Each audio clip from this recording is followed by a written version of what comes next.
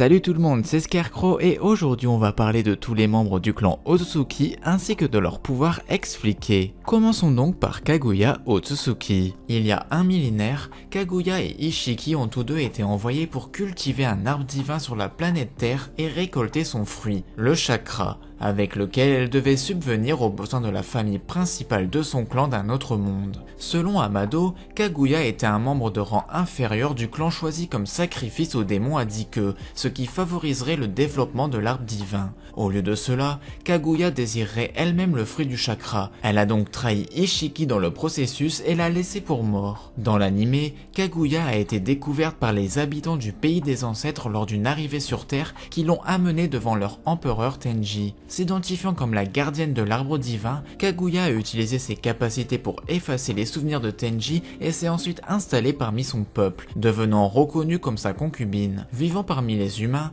elle a lentement développé un attachement pour la planète qu'elle avait l'intention de détruire. En se rapprochant de l'empereur, elle finit par tomber enceinte. Quand le pays de La a commencé à menacer la terre des ancêtres à propos d'un différend frontalier, Tenji a tenté d'empêcher le déclenchement de la guerre en déclarant que toute personne qui attaquait les représentants de la plus grande nation devait être exécutée, un ordre qu'elle a rompu lorsqu'elle a été menacée par eux, ce qui lui a valu à elle et à son assistant Aino d'être chassés pour être exécutés. Perdant toutefois en l'humanité mais aspirant toujours à la paix, Kaguya croyait qu'il était nécessaire pour elle d'atteindre des pouvoirs divins afin de mettre fin à tous les conflits de l'humanité. Ainsi, elle a décidé de manger le fruit. Ce faisant, elle a réveillé le Rinne Sharingan et est devenue la seule personne sur la planète dotée de chakra. En utilisant son nouveau pouvoir, Kaguya a mis fin aux guerres à elle seule et a pris le contrôle des nations. Pour son acte d'arrêter le conflit, elle a reçu la bénédiction du peuple et a été vénérée comme la déesse lapin.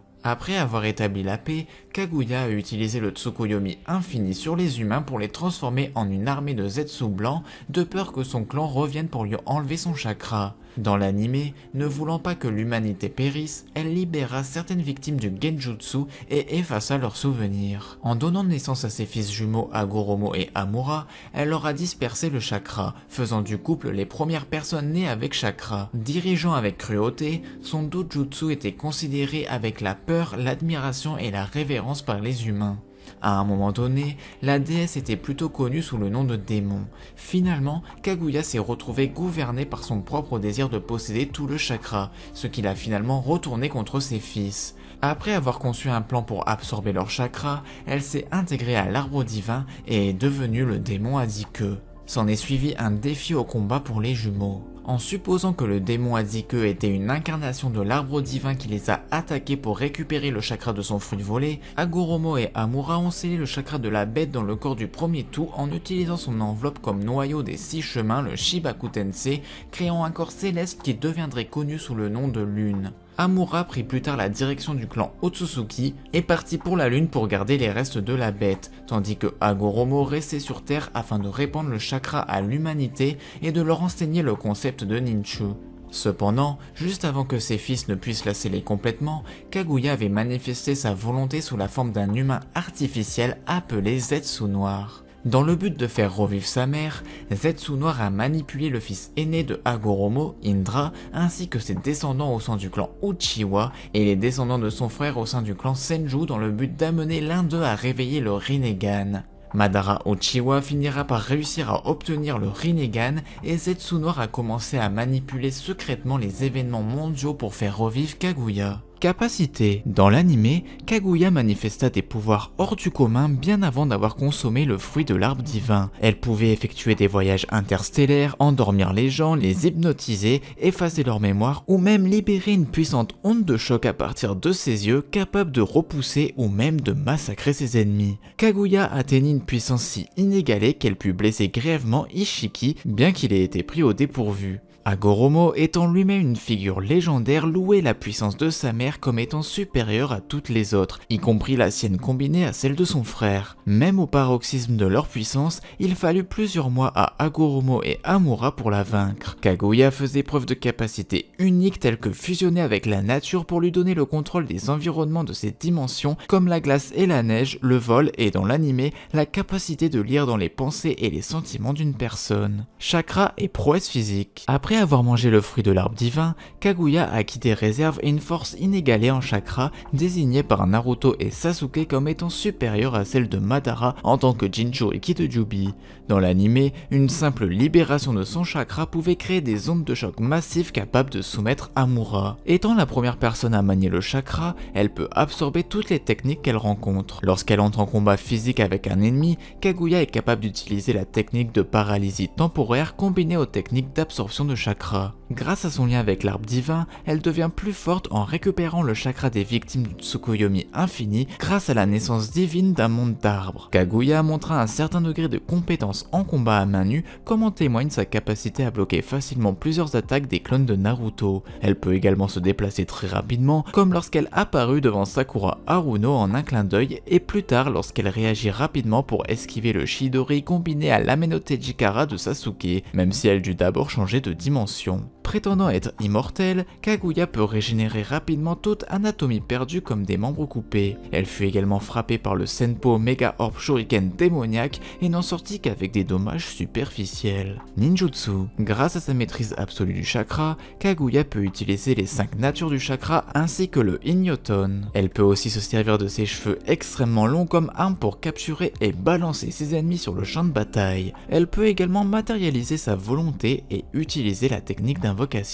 Kekeimura. Kaguya possède un certain nombre de capacités uniques, dont certaines sont antérieures à celles montrées dans la série et sont bien plus mortelles en comparaison.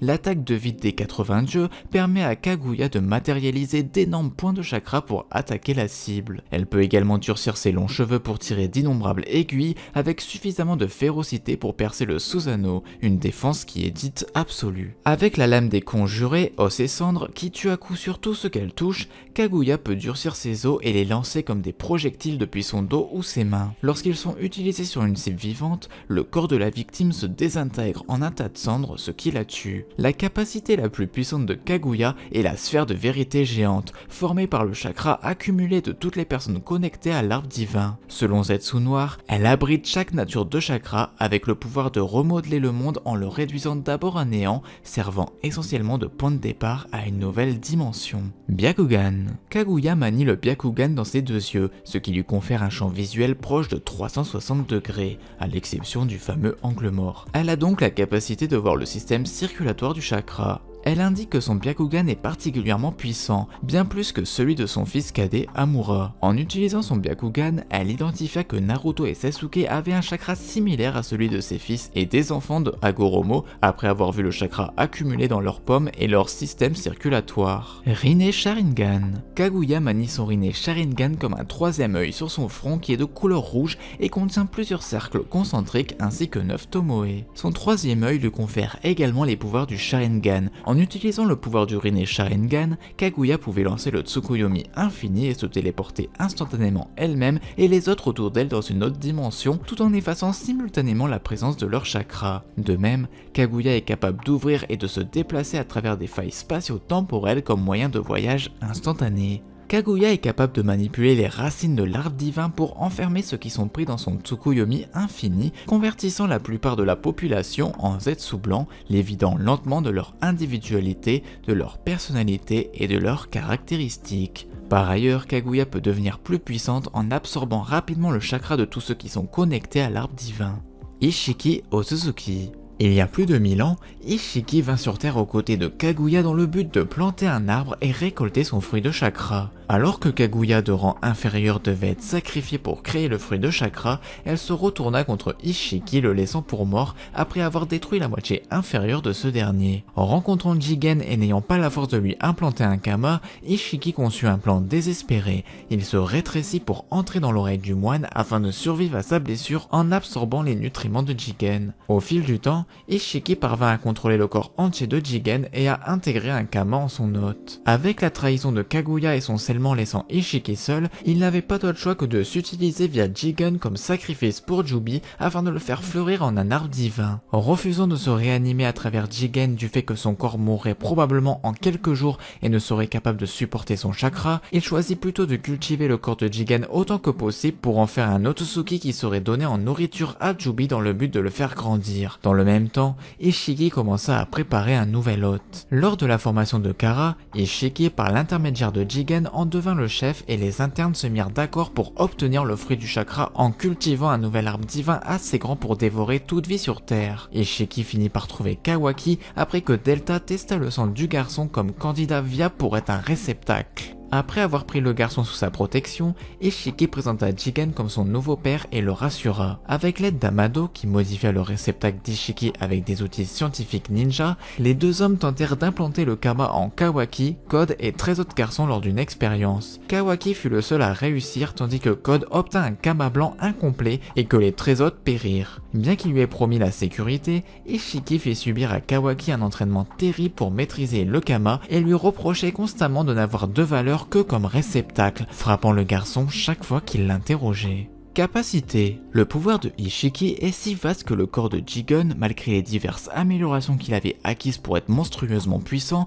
a du mal à le contenir, ce qui l'empêche d'en utiliser toute l'étendue pendant longtemps. Tout en se limitant, il peut faire face simultanément à Naruto et Sasuke, les deux shinobi les plus forts de l'histoire, et en s'exerçant davantage, les vaincre tous les deux de manière décisive, scellant le premier tout en tuant presque le second. Amado décrivit le pouvoir d'Ishiki comme étant si immense que s'il était capable d'exploiter pleinement ses véritables pouvoirs, il pourrait détruire la Terre sans que personne ne puisse l'arrêter. Chakra et prouesse physique. Ishiki est un homme très résistant, capable de survivre en étant coupé en deux assez longtemps pour trouver un nouvel hôte. Lorsqu'il possédait Jigen, Ishiki fait preuve de prouesse incroyable en combat à main nue. Même sans que le corps de Jigen n'ait accès à une plus grande partie de sa puissance, il fait preuve d'une vitesse et d'une force extraordinaires, repoussant facilement Naruto d'un coup de pied, impressionnant le Hokage par sa réaction et attrapant sans effort un coup de poing de Kawaki alors que son Kama a été activé, causant à Kawaki une douleur visible en lui tordant simplement le bras. Il est également très résistant, ne souffrant d'aucune blessure après un coup de pied direct de Naruto dans son mode ermite de Rikudo. Même s'il était sévèrement affaibli par son combat contre Naruto et Sasuke, il était tout à fait capable d'affronter Koji au corps à corps. Ishiki fit également preuve d'une remarquable maîtrise du corps à corps en parant facilement les coups portés par Sasuke qui maîtrise parfaitement le Kenjutsu. Sous sa véritable forme, la force et la vitesse d'Ishiki sont telles qu'il fut capable de surpasser Naruto dans son mode ermite de Rikudo, lui faisant traverser des immeubles à coups de pied sans que le Hokage ne puisse réagir. Ishiki manie un chakra extrêmement puissant comparé à celui de Naruto dans son mode ermite de Rikudo.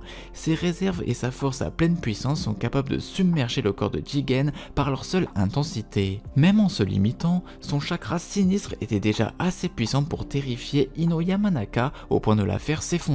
Lorsqu'il libère une plus grande partie de sa puissance grâce au Kama de Jigen, son chakra est tel qu'il intimide Sasuke et l'oblige à s'enfuir, puis le perturbe lui et Naruto. Comme le notèrent Amado et Ishiki lui-même, son chakra est si massif qu'il nécessite un réceptacle approprié pour le supporter, car s'il devait renaître dans le corps de Jigen, le corps de l'homme mourrait en quelques jours. Ninjutsu. Il utilisait la technique d'absorption de chakra assez puissante pour absorber l'Amaterasu de Sasuke, ainsi que la lévitation. Grâce à Linton, il communiquait avec d'autres personnes en utilisant le Genjutsu. Les bâtons d'Ishiki étaient également capables de drainer le chakra d'une victime. Il pouvait utiliser le ninjutsu d'espace-temps, capable d'accéder à ce qui semblait être sa dimension personnelle. En utilisant un récipient hermétique pour effectuer un Fuinjutsu puissant, il fut capable de sceller Naruto à l'intérieur. Seul Ishiki lui-même pouvait briser le seau et le fendre, ce qui aurait détruit tout ce qui se trouvait à l'intérieur. Dojutsu. Ishiki utilise le Sokunai Kona, il s'agit d'un dojutsu qui déploie la force de l'utilisateur face à l'objet qu'il regarde. Cette pupille possède son propre aspect et est présent dans l'œil droit de Ishiki. Tout objet qu'il regarde se fait déporter dans une dimension parallèle où le temps est arrêté. Après avoir fait disparaître un objet, s'il en a besoin, il peut utiliser la technique secrète Daikokuten afin de les faire revenir dans le mode normal. Ishiki utilise aussi le Byakugan présent dans son œil gauche. Hagoromo Otsutsuki. Aux côtés de Hamura, Hagoromo, le frère jumeau aîné, est né comme l'un des deux enfants de Kaguya, une princesse qui a mangé le fruit interdit de l'arbre divin qui se nomme le chakra, ceci dans le but d'acquérir des capacités divines. Elle l'utilisa pour mettre fin aux guerres incessantes à cette époque. En conséquence, Hagoromo est né avec la capacité de manipuler le même type de chakra que sa mère. Bien après leur adolescence, Hagoromo et son frère vivaient dans l'ignorance de la véritable nature amorale de leur mère. Alors que leur patrie continuait de prospérer, les gens disparaissaient périodiquement pour un rituel sacré de l'arbre divin. Un jour, les frères ont été approchés par Gamamaru qui leur a révélé qu'au-delà du sommet des montagnes voisines se trouvait la vérité du rituel. Tout en ignorant initialement les paroles du crapaud, Hagoromo s'est affligé lorsqu'une fille locale dont il s'occupait, nommée Aori, a fait partie du rituel. Décidant enfin d'enquêter, les deux frères ont été horrifiés d'apprendre que les citoyens disparus ont été sacrifiés à l'arbre divin. Cela a particulièrement blessé Hagoromo et il a réveillé le Sharingan dans son chagrin. Souhaitant en savoir plus, les frères ont cherché Gamamaru. Il leur révéla l'histoire de leur mère venue sur Terre en utilisant les fruits de l'arbre divin pour acquérir un grand pouvoir et asservir une grande partie du pays en utilisant le Tsukuyomi infini, y compris leur père. Décidant qu'ils avaient besoin de plus de pouvoir pour affronter Kaguya si elle devenait hostile, Hagoromo a commencé à s'entraîner sous Gamamaru dans le Senjutsu. Alors que Hagoromo s'est rapidement amélioré dans cet art, Kaguya a rapidement compris le plan de ses fils. Après que Hagoromo ait terminé sa formation auprès du sage crapaud, il est revenu pour affronter Kaguya. Une fois approché de Kaguya, la mère et le fils ont fait connaître leurs points de vue respectifs. Alors que Hagoromo tentait de raisonner Kaguya, ses paroles tombèrent dans l'oreille d'un sourd car Kaguya considérait Hagoromo comme ingrat. Elle a ensuite demandé à Amura, à qui elle avait fait un lavage de cerveau, d'attaquer Hagoromo. Incapable de raisonner Amura, Hagoromo n'a eu d'autre choix que de frapper son frère bien-aimé, ce qui a réveillé son Mangekyo Sharingan et son Rinnegan. Décidant d'utiliser le cadeau à usage unique de Gamamaru, Hagoromo a placé l'étiquette de sceau sur Amura et l'a guéri. Irrité par le fait que son chakra ait été utilisé contre elle, Kaguya fusionna donc avec l'arbre divin. Le démon Adike s'est donc déchaîné à travers les terres jusqu'à que Hagoromo et son jeune frère jumeau parviennent à vaincre la bête, Hagoromo devenant son Jinchuriki, le faisant vénérer comme un dieu pour la vertu de sa victoire. Hagoromo a ensuite libéré le monde du Tsukuyomi infini de sa mère. Hagoromo a séparé le chakra du démon Adike dans son corps et a utilisé sa technique de création de toute chose pour le diviser en 9 corps séparés, créant les bêtes à queue et donnant à chacun un nom. À la suite de l'extraction, Hagoromo est resté très affaibli et frappé d'incapacité pendant plusieurs mois, bien que la puissante force vitale de l'enveloppe du démon Adike l'ait maintenu en vie. Il a ensuite voyagé à travers le pays en donnant du chakra à tout le monde, répandant ses idéaux et sa religion de Ninshu dans le processus. Ses grandes actions et son désir ultime d'apporter la paix dans le monde déchiré par la guerre l'ont rendu largement connu comme le sauveur de ce monde. Le souhait ultime d'Hagoromo était d'établir la paix dans le monde, mais c'était un objectif trop dur à atteindre dans une seule vie. Sachant cela, il choisit de confier son rêve et son héritage à ses deux fils et commença à leur enseigner le Ninshu. Le fils aîné Indra a été reconnu par Hagoromo comme un véritable prodige, qui a rapidement commencé à se délecter de ses prouesses naturelles et est devenu très solitaire. Le plus jeune fils, Ashura, s'est avéré être l'exact opposé, n'ayant montré aucune capacité particulière ni aucun talent naturel, mais il a dépassé ses limites, devenant plus fort et plus mature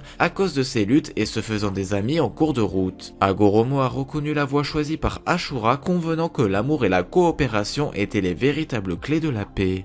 Quelque temps après leur création, on a dit aux jeunes bêtes à queue qu'elles étaient toutes encore liées les unes aux autres, bien qu'elles soient des entités distinctes. Dans l'anime, il a été montré qu'avant sa mort, le sage et ses partisans avaient construit des temples dans 9 régions différentes du monde où les bêtes à queue pouvaient vivre et être protégées. Hagoromo a finalement scellé l'enveloppe du démon Adike dans la lune. Sur son lit de mort, il choisit Ashura pour lui succéder et lui confia son pouvoir. Mais Indra, submergé par l'amertume et aussi encouragé et manipulé par Zetsu Noir, une manifestation de la volonté de Kaguya, il se battit donc contre son frère, entamant une guerre entre eux qui se poursuivra à travers leurs descendants. Soupçonnant qu'Indra ou l'une de ses réincarnations finirait par tenter de s'emparer du pouvoir d'Ashura, Hagoromo a laissé une tablette détaillant son histoire pour tenter de les faire reconsidérer. Seuls ceux qui possèdent le Rinnegan peuvent déchiffrer entièrement le contenu de la tablette, tandis qu'un lecteur avec d'autres dojutsu comme le Sharingan peut encore partiellement interpréter l'information. Cependant, à son insu, Zetsu Noir avait modifié le contenu de sa tablette afin qu'il puisse manipuler les descendants d'Indra, le clan Uchiwa, à travers les âges pour ressusciter Kaguya et initier le Tsukuyomi infini à nouveau. Même si Hagoromo est mort et que son corps a été détruit,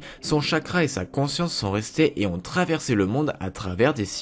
Capacité. Hagoromo était le créateur de toutes les techniques ninja. Il aurait maîtrisé ainsi toutes les techniques, y compris celles du Mangekyo Sharingan et celles des 6 chemins de Pain. Il maîtrisait aussi les 5 natures de chakra. D'ailleurs, sa réserve de chakra était immense, voire infinie. Il respectait les bijoux qu'il avait créés ainsi que le peuple qui l'éleva au rang de dieu, montrant qu'à son époque, il était respecté de tout le monde. Sa puissance était immense. On sait d'ailleurs de lui-même qu'il créa la lune avec le Shibaku Tensei tout en étant affaibli. Même Nagato affirma que sa technique du Shibaku Tensei était inférieure à celle du Rikudo. Sa maîtrise des techniques Funjutsu était excellente. Il a en effet été capable de sceller le plus puissant des bijoux en lui, le Jubi. Il possédait également un autre pouvoir surpuissant, Izanagi, dont l'utilisation ne lui faisait pas perdre l'usage de ses pupilles, faisant de lui le seul ninja capable de maîtriser ce pouvoir à la perfection. Grâce à ce pouvoir, il pouvait créer toute chose à partir du néant. Les bijoux font partie de ses créations. Sans compter qu'il contrôle et maîtrise les bijoux avec une aisance et une habileté qui dépassent très largement celles de Hashirama et de Madara, il disposait sans doute de pouvoirs de prédiction, comme en témoigne la confession qu'il fit aux bijoux à l'article de la mort. Un homme va les réunir à nouveau. Sa sagesse et son calme hors du commun, qui sont sans doute un atout potentiel pour les combats, couplés aux 5 trésors du Rikudo, firent de lui un combattant insurpassable. Dit de lui qu'il a dépassé le stade humain au point de devenir un dieu. En d'autres termes, sa maîtrise absolue du ninjutsu, du taijutsu, du genjutsu, du funjutsu et de toutes les techniques qu'il avait créées, ainsi que celle du Rinnegan, faisait de lui le précurseur de tous les shinobi. Il se battait pour la paix et transmit le savoir du ninju aux hommes pour faire perdurer son idéal. Malheureusement, certains ont utilisé ce pouvoir pour leur propre profit, à savoir la puissance et le gain des guerres. Il est encore aujourd'hui considéré comme légendaire. Certains disent même qu'il n'a jamais existé et que son histoire n'est qu'un mythe, mais il a bel et bien existé. Amura Otsutsuki. Amura est né comme le plus jeune des fils jumeaux de Kaguya Otsutsuki, les premiers à être nés avec du chakra. Bien après leur adolescence, Amura et son frère vivaient dans l'ignorance de la véritable nature amorale de leur mère. Alors que leur patrie continuait de prospérer, les gens disparaissaient périodiquement pour un rituel sacré de l'arbre divin. Un jour, les frères ont été approchés par Gamamaru qui leur a révélé qu'au-delà du sommet des montagnes voisines se trouvait la vérité du rituel. Tout en ignorant initialement les paroles du crapaud, Hagoromo s'est affligé lorsqu'une fille locale dont il s'occupait, nommée Aori, a fait partie du rituel. Lorsque les frères ont confronté leur mère au sujet des rituels, Kaguya a rejeté leur inquiétude, disant simplement qu'il était nécessaire pour l'arrivée des autres. Enfin, après avoir décidé d'enquêter, les deux frères ont été horrifiés d'apprendre que les citoyens disparus ont été sacrifiés à l'arbre divin. Souhaitant en savoir plus, les frères ont cherché Gamamaru. Il leur a révélé alors l'histoire de leur mère, de sa venue sur Terre et qu'elle a utilisé le fruit de l'arbre divin pour acquérir de grands pouvoirs et asservir une grande partie du pays en utilisant le Tsukuyomi infini, y compris leur père. Décidant qu'ils avaient besoin de plus de pouvoir pour affronter Kaguya si elle devenait hostile, Hagoromo a commencé à s'entraîner avec Gamamaru au Senjutsu. Alors que Hagoromo s'est rapidement amélioré dans cet art, Kaguya a rapidement compris le plan de ses fils. Une fois que Hagoromo est revenu pour affronter Kaguya, la mère a déchaîné Amura pour combattre Hagoromo, lui ayant fait un lavage de cerveau plus tôt. Dans un plan risqué, Hagoromo a choisi de frapper son frère, le libérant du contrôle de Kaguya avant de guérir Amura avec une étiquette de sauce spéciale donnée par Gamamaru. Cela a également permis à Hagoromo de manifester respectivement son Mangekyo Sharingan et son Rinnegan. Réalisant qu'Amura et Hagoromo ont choisi d'utiliser leur chakra hérité pour se rebeller contre elle, Kaguya transforme l'arbre divin en démon à 10 queues et essaye de récupérer de force son chakra par rage et dépit. Finalement, Hagoromo et Amura ont réussi à la vaincre et à la sceller. Par la suite, Hagoromo a créé les bêtes à queue du chakra du démon à 10 queues et a décidé de rester et de veiller sur le monde, tandis que Amura a décidé d'aller sur la lune et de veiller sur leur mère. Amura est finalement décédé au lit entouré de son clan. Naruto The Last. L'esprit de Amura, aux côtés de ses membres de clan décédés, est apparu devant Hinata Hyuga pour expliquer comment elle, en tant que princesse Byakugan, était la seule capable de détruire le vaisseau énergétique qui était utilisé pour contrôler la lune par son descendant, Toneri Otsutsuki, après avoir mal interprété son testament. Avec cela, il a transféré son propre pouvoir à Hinata pour lui donner la capacité de résister à l'orbe de chakra de Toneri ainsi que le pouvoir de détruire le vaisseau énergétique. Capacité. Étant un des plus puissants personnages de l'histoire, il fut capable de vaincre Jubi en combat conjointement avec son frère. En combat, il portait un bâton et une épée dont il était probablement doué au maniement. Il fut également affirmé qu'il avait hérité du puissant chakra de sa mère. Il hérita du Byakugan de Kaguya Otsutsuki. Dojutsu, Byakugan. En tant que possesseur du Byakugan, celui-ci lui confère une vision proche de 360 degrés, une vision à rayon X et la capacité de voir le système circulatoire du chakra. Tensegan. Dans le film The Last, il fut dit que Hamura réussit à éveiller le Tensegan durant son combat avec son frère contre leur mère. Malgré cela, on ne connaît pas les pouvoirs de son Tensegan du fait que nous ne l'avons pas vu l'utiliser, même durant son combat contre Kaguya dans l'anime où il est supposé l'éveiller. Son nouveau Dojutsu lui confère des capacités très puissantes. Invoquer sa statue, avoir accès aux sphères de vérité, au mode chakra du Tensegan, déplacer la lune où il le souhaite et faire revivre des planètes. Fuinjutsu. Avec son frère, il fut capable d'utiliser une puissante technique de scellement pour sceller Jubi en Agoromo. Senjutsu de Rikudo. Dans l'anime Shippuden, Agoromo mit sur Hamura qui était mourant un sceau qui contenait de l'énergie naturelle. C'est à cet instant qu'il éveilla le Senjutsu de Rikudo. Mis à part les sphères de vérité, on ne connaît aucune autre compétence de Hamura dans ce domaine. Indra Otsutsuki. Dans l'anime, malgré la perte de sa mère suite à des problèmes lors de la naissance de son jeune frère Ashura, l'enfance d'Indra fut toujours paisible et joyeuse, passant son temps avec bonheur aux côtés de son père et de son frère Ashura. Sous la tutelle de leur père, les deux frères étudient le ninju dans l'espoir que l'un d'eux devienne le successeur du grand sage. Alors qu'Indra continuait à étonner tout le monde avec ses capacités naturelles et ses progrès très rapides, il commença à montrer son côté ingénieux, réalisant comment le chakra pouvait être modifié pour effectuer des prouesses plus variées. Peu de temps après, les autres adeptes du ninju apprirent en prenant exemple sur Indra et commencèrent à utiliser cette nouvelle innovation pour améliorer la qualité de vie pour eux-mêmes et pour le village. Bien qu'initialement fier de sa découverte, Indra s'inquiéta quand il remarqua que tout le monde commençait à se concentrer davantage sur la croissance physique plutôt que sur la spiritualité, comme ce que signifiait le ninju. À intervalles réguliers, Zetsu Noir s'approchait secrètement d'Indra seul, l'affublant d'éloges et attisait sa curiosité envers le véritable potentiel d'Indra, allant même jusqu'à dire qu'il pouvait rivaliser sinon surpasser l'ermite Rikudo lui-même. Après avoir réveillé son Sharingan, Indra commença à prêter attention aux louanges du personnage mystérieux, se concentrant uniquement sur sa formation et devenant de plus en plus froid et plus éloigné des autres, y compris de son frère. Finalement, Agoromo décida de choisir son successeur en fonction de la performance de ses fils en les chargeant chacun d'aider à la renaissance d'un pays étranger. En arrivant à destination, Indra apprit que la terre était en réalité très fertile en raison de l'existence d'un jeune arbre divin. Cependant, il se rendit également compte que les gens là-bas tombaient progressivement malades à cause des nutriments issus de l'arbre. Décidant de résoudre les choses rapidement, Indra utilisa son Sharingan pour forcer les villageois à détruire le jeune arbre et à découvrir de l'eau. De retour chez lui, Indra fut surpris que Agoromo ait choisi d'attendre le retour d'Ashura afin de prendre sa décision sur son successeur. Tout en respectant le souhait de son père, Indra devint agité, ce que Zetsu Noir souligna lors d'une autre rencontre, notant que la vision d'Indra sur l'avenir différait de celle d'Agoromo. Un an s'écoula depuis que les deux frères avaient reçu leurs missions respectives, et Indra continua à en former d'autres tout en recommençant à apprécier la compagnie des gens. Finalement, Ashura revint, mais avec de nombreuses personnes du village où il avait été envoyé et qui l'avaient aidé à terminer sa mission. Ashura rencontra ensuite son frère pour entendre la décision finale de Agoromo.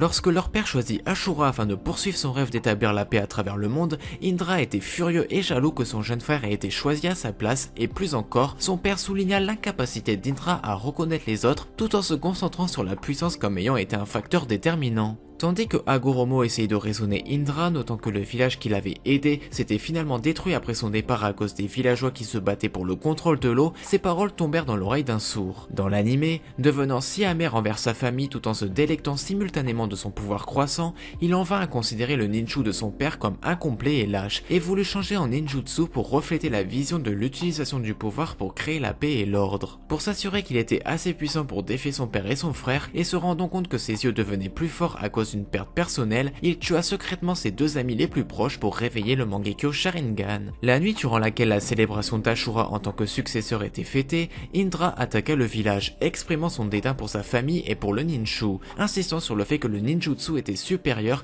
et qu'il était le véritable moyen pour instaurer la paix. Avec une joie sadique, il attaqua Ashura, qui surprit son frère aîné avec les progrès qu'il avait fait en repoussant l'attaque. Déterminé à écraser son frère et à prendre la position tant désirée en tant que véritable apporteur de paix, fait, Indra déchaîna son Susanoo. Alors que Ashura était capable de retenir son frère ayant manifesté son pouvoir qui lui avait été transmis par Hagoromo, la construction massive d'Indra commença à le submerger. Hagoromo demanda ensuite au village de partager leur chakra avec Ashura, ce qui lui permit de manifester pleinement ses pouvoirs et de libérer le Mokuton. En combinant cela avec le Senjutsu, Ashura parvint à vaincre Indra qui, refusant toujours de reconnaître son frère comme héritier légitime, fut contraint de battre en retraite. Des années plus tard, Indra entra dans la clandestinité et forma une secte qui soutenait le ninjutsu. Alors que Hagoromo était alité et qu'il s'approchait de sa fin de vie, Indra s'approcha de son père qui l'avait renié, lui disant hardiment que son approche lâche de la paix ne ferait que provoquer de plus grandes guerres, dont Indra profiterait pour détruire le ninju tout en jurant de le faire en autant de réincarnations que nécessaire. Capacité. Dès son plus jeune âge, Indra a été reconnu comme un prodige, même par son père légendaire, ayant hérité d'une grande partie du pouvoir, du talent et des gènes forts de ce dernier.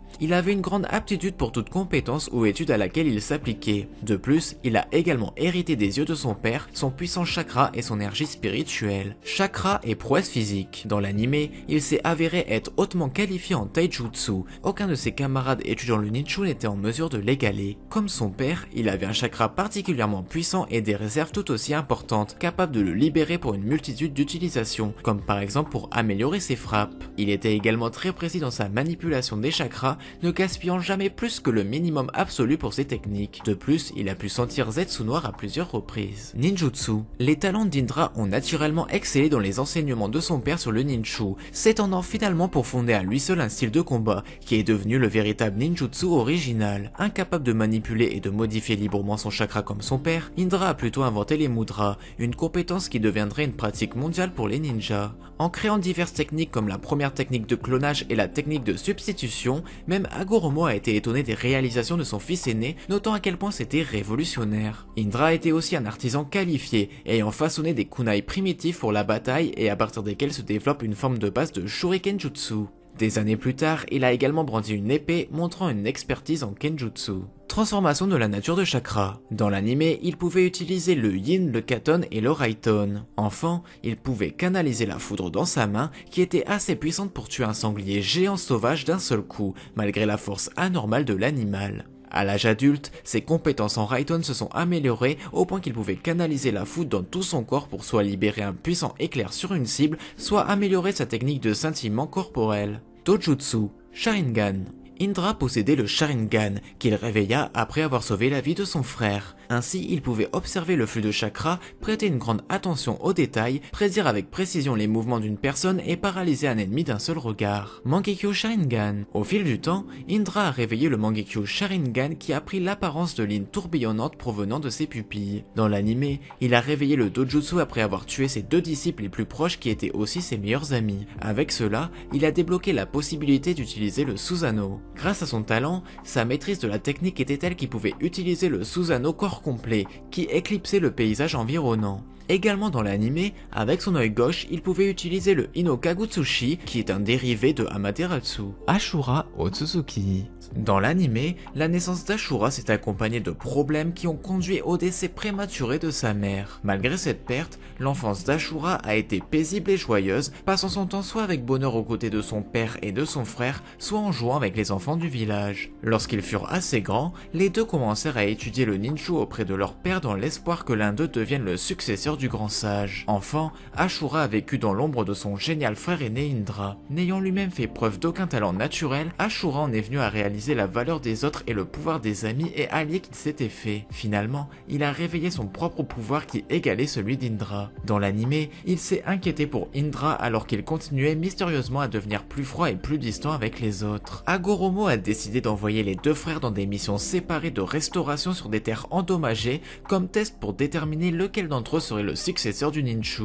En cours de route, Ashura était accompagné de Taizo, un autre villageois qui avait auparavant été aidé par Ashura après avoir été emprisonné par Indra pour avoir enfreint une loi au nom de sa mère malade. Finalement, leur voyage à travers une terre désolée a trouvé un petit village mystérieusement prospère où Ashura a senti la présence de l'arbre divin. Ils ont immédiatement été accueillis avec hostilité par les villageois en raison de récents vols commis par des voyageurs, mais Ashura a rapidement gagné leur confiance lorsqu'il a guéri une fille nommée Kana. Alors qu'Ashura est allé enquêter sur le village, il a découvert que la colline principale était bouclée et gardée. Il a ensuite été demandé par Kana d'aider à guérir sa mère qui, avec beaucoup d'autres dans le village, avait été frappée par une étrange maladie. En examinant la mère, il a remarqué des petites racines apparaissant sur elle et une forte présence de chakra. Certains pensent que l'arbre divin est impliqué dans cette maladie. Ashura et ses deux amis ont donc assommé les gardes et ont trouvé une petite grotte qui mène à l'intérieur de l'arbre divin. Réalisant que c'était la présence des jeunes arbres de l'arbre divin qui rendait la terre luxuriante tout en rendant les gens malades en mangeant ses nutriments, Ashura s'approcha de l'aîné du village. Ayant déjà réalisé la vérité sur l'arbre divin, l'aîné a refusé la demande d'Ashura de détruire les jeunes arbres, notant que leur peuple en avait déjà perdu avant l'émergence du jeune arbre en raison de la nature de la terre aride. Décidant que la seule façon d'aider les gens était de leur fournir une autre source d'eau sur laquelle ils pourraient compter,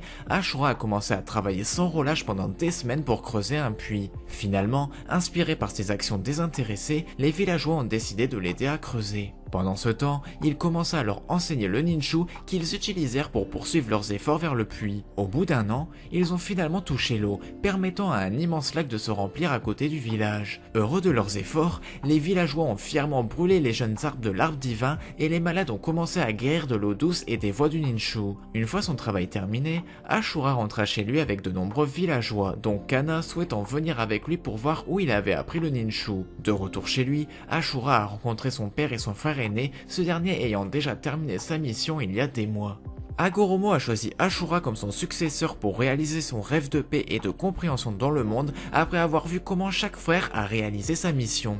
Alors qu'Ashura a insisté sur le fait qu'Indra était le choix évident en raison de ses résultats plus rapides, Hagoromo a noté qu'à travers les méthodes utilisées par Indra pour mener à bien sa mission, il a causé par inadvertance la destruction du village en les laissant sans but et égoïstes. La nuit suivante, Hagoromo a transmis son pouvoir à Ashura, lui demandant de tendre la main à Indra et de l'aider à retrouver sa compassion. Alors que tout le monde commençait à célébrer le succès d'Ashura, Indra, jaloux de son frère et davantage manipulé par Zetsu Noir, a attaqué le village et a choisi de combattre Ashura pour le titre de successeur, tout en cherchant à se venger de son père et de son frère pour lui avoir refusé son droit d'aînesse. Ashura a plaidé pour que Indra retrouve la raison, mais ses paroles sont tombées dans l'oreille d'un sourd car Indra croyait fermement que le pouvoir et la force étaient les seuls véritables moyens d'assurer la paix et l'ordre. Alors qu'Indra commençait à attaquer les citoyens, Ashura réveilla son chakra du Rikudo et put repousser l'attaque d'Indra. Réalisant que ce combat était inévitable, Hagoromo ordonna aux villageois de transmettre leur chakra à Ashura, permettant à son pouvoir de mûrir pleinement. En utilisant son nouveau pouvoir, Ashura a pu vaincre Indra, qui s'est enfui en colère tout en jurant de détruire le ninju et son jeune frère également. Plusieurs années passèrent et Ashura épousa Kana, avec qui ils eurent 2 fils et une fille. Quand Hagoromo était sur son lit de mort, il a informé son fils d'une dernière rencontre avec Indra, qui a juré de défaire tout le travail de son père, même dans une vie ultérieure. Ashura a réconforté son père et a juré de se réincarner avec Indra pour continuer leur querelle, car il espérait qu'il trouverait un jour une résolution pacifique. Capacité. À l'origine, Ashura n'avait aucun talent et ne montrait aucune capacité particulière. Cependant, plus tard, après plusieurs années de travail acharné et de dévouement, Ashura a développé d'énormes compétences et a réveillé son propre pouvoir hérité.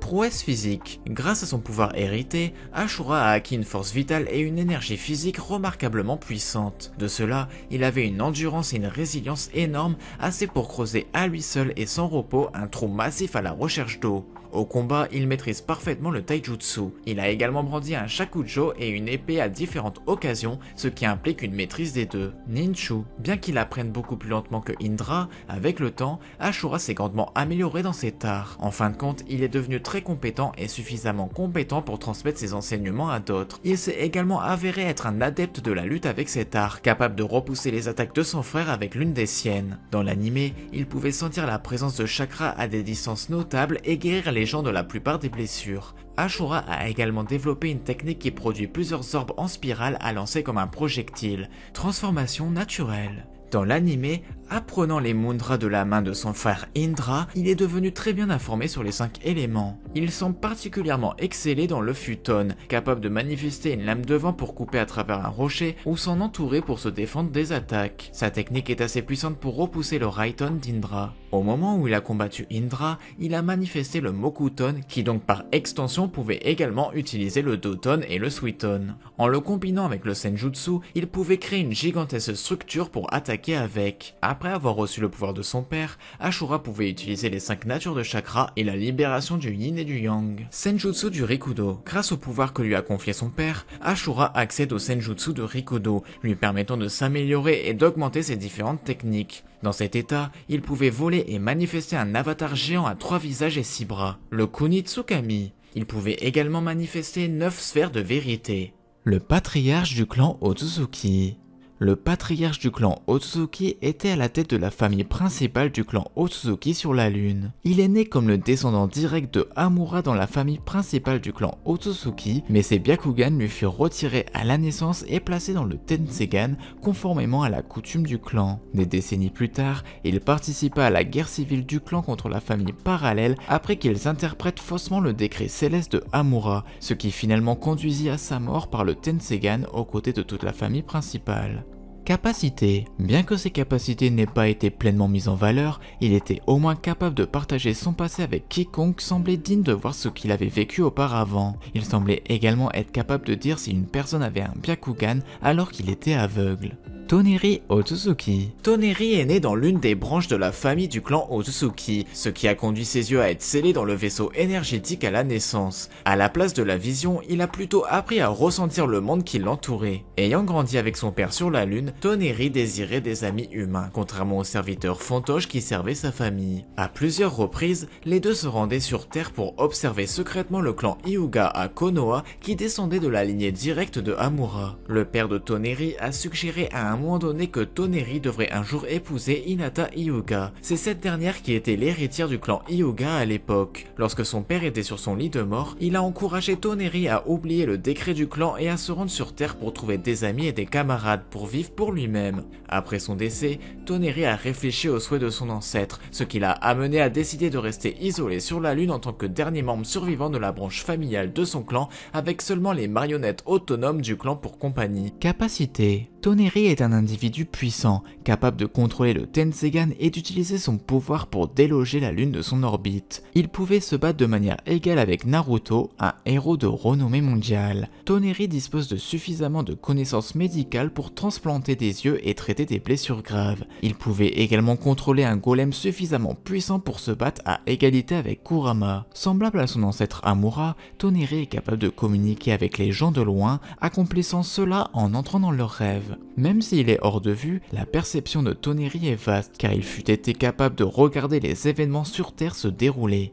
Il pouvait également contourner la barrière de détection de Konoha sans être détecté. Chakra et prouesse physique. Toneri peut absorber le chakra ou les techniques d'un adversaire. Il avait plus qu'assez de chakra pour déloger la Lune de son orbite et même la forcer à aller vers la Terre après la destruction du noyau d'énergie et la perte de son propre Tensegan. Toneri fit également preuve d'une grande habileté avec le taijutsu, puisqu'il était capable de combattre de manière égale avec Naruto Uzumaki. Il est capable de se défendre contre Naruto à la fois dans sa forme de base et dans ses deux états renforcés. Toneri fit également preuve d'une grande agilité et d'une grande manœuvrabilité au combat, ainsi que d'une vitesse extrême, franchissant la distance de la Lune tout en combattant Naruto.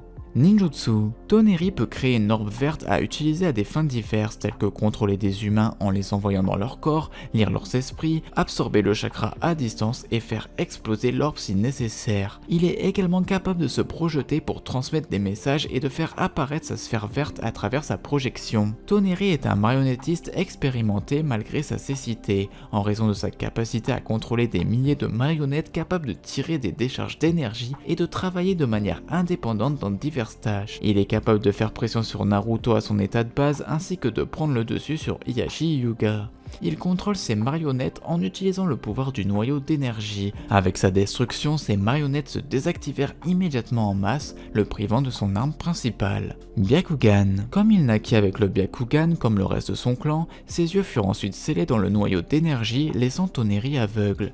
Plus tard, Toneri implanta le Byakugan de Hanabi dans ses propres orbites. Cela lui permit de gagner un champ de vision à rayon X proche de 360 degrés et la possibilité de voir sur de grandes distances, ainsi que le système circulatoire du chakra. Tensegan. Avec le Byakugan de Hanabi combiné à son chakra des Otsutsuki, les yeux de Toneri évoluèrent en Tensegan. Avec ses yeux, il peut contrôler des forces attractives et répulsives capables de soulever les roches de la Lune pour les utiliser comme projectiles et diriger la Lune elle-même vers la Terre sans utiliser le noyau d'énergie. Il active également le mode chakra du Tensegan qui lui confère une force, une vitesse et une endurance améliorée. Il peut compresser cet état dans sa main pour créer un souffle de chakra extrêmement puissant pouvant vider quelqu'un de son chakra et détruire une partie importante de la surface de la Lune. Après sa défaite face à Naruto, son Tensegan s'estompa et redevint un Byakugan. Sphère de vérité. En activant son mode chakra du Tensegan, Toneri peut faire apparaître 9 sphères de vérité,